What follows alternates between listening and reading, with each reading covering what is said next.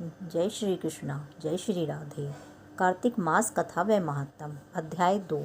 ब्रह्मा जी बोले कि हे पुत्र, तुलसी की मंजरी सहित भगवान शालिग्राम का जो एक बूंद चरणामृत पान करता है वह ब्रह्म हत्या आदि बड़े बड़े पापों से मुक्त होकर वैकुंठ को प्राप्त कर लेता है। इसमें कोई संदेह नहीं है। जो भगवान शालिग्राम की प्रतिमा के आगे अपने पितरों का श्राद्ध करता है उसके पितरों को भी वैकुंठ प्राप्त हो जाता है। जो भगवान श्री शालिग्राम की मूर्ति दान करता है उसे समस्त पृथ्वी के दान का फल प्राप्त होता है। जो भगवान शालिग्राम की प्रतिमा को बेचता है वह महान कष्ट भोगता है। इसीलिए शालिग्राम जी की मूर्ति को बेचना नहीं चाहिए। श्री विष्णु भगवान का पूजन शंख के जल से करना चाहिए। शिवजी का पूजन बिल्व पत्रों से, सूर्य का तुलसी से, गणेश जी का पूजन धतूरे के फूलों से, श्री विष्णु का पूजन कमल के पुष्पों से तथा श्री महालक्ष्मी का पूजन मालती अथवा चंपा के पुष्पों से करके प्राणी परम पद को प्राप्त है।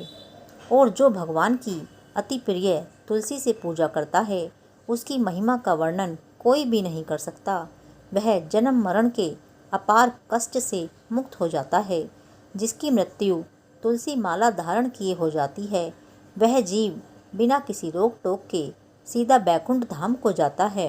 जो तुलसी की छाया में अपने पितरों का श्राद्ध करता है उसके पितरों की अक्षय तृप्ति हो जाती है। तुलसी का सिंचन गंगा, यमुना तथा नर्मदा में स्नान के समान होता है।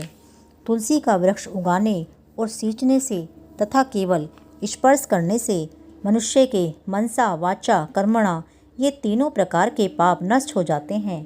इस प्रकार कार्तिक मास में व्रत करने वाला तुलसी जी का शांत चित्त से पूजन, प्रदक्षिणा और नमस्कार करके हाथ जोड़कर प्रार्थना करे कि हे हरि की परम प्रिया, देवताओं ने तुम्हें बनाया और मुनीश्वरों ने तुम्हारा पूजन किया है, सो मैं भी तुम्हें नतमस्तक नमस्कार करता हूँ।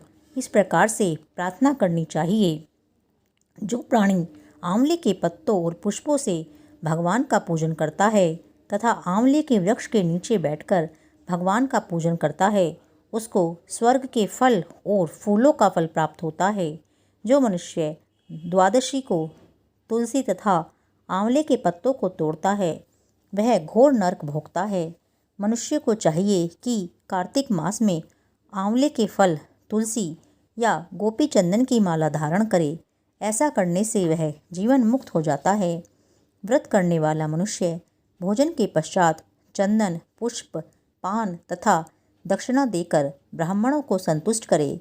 संपूर्ण कार्तिक मास में पृथ्वी पर शयन करे तथा ब्रह्मचर्य का पालन करे। केवल 1 मास तक पत्तल में भोजन करे और मौन व्रत धारण कर रहे तो वह प्राणी वीर, धीर, कांतिवान होता है।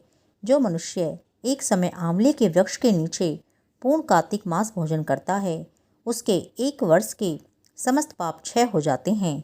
व्रत करने वाले को शहद, कांजी, दाल, तेल, कच्चा भोजन, दूसरे का अन्न तथा कोई भी तामसी तथा बुरे नामों वाला भोजन नहीं करना चाहिए।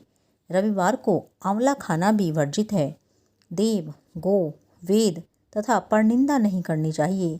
मांस इत्यादि का सेवन तो क्या, ध्यान भी नहीं करना चाहिए। मिट्टी में उत्पन्न हुआ नमक, मसूर, बासी भोजन, तांबे के पात्र में डाला हुआ दूध इत्यादि ये सब मांस के समान ही माने जाते हैं। अतः इनका प्रयोग नहीं करना चाहिए। केवल स्वयं अपने ही लिए बनाया हुआ भोजन भी मांस के समान होता है। लहसुन, प्याज, फूलगोभी, गाजर, जंगली घिया, बैंगन, पेठा तथा दोबारा पकाया भोजन ये सब व्रत में नहीं खाने चाहिए। रजस्वला स्त्री, मलेच्छ, पतित तथा पाखंडी आदि से भूलकर भी बात नहीं करनी चाहिए।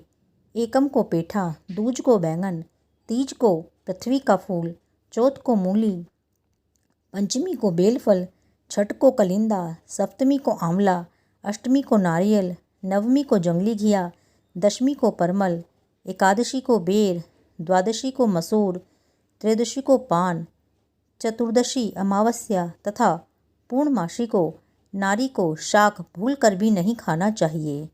अध्याय पूर्ण। जय श्री कृष्णा, जय श्री राधे।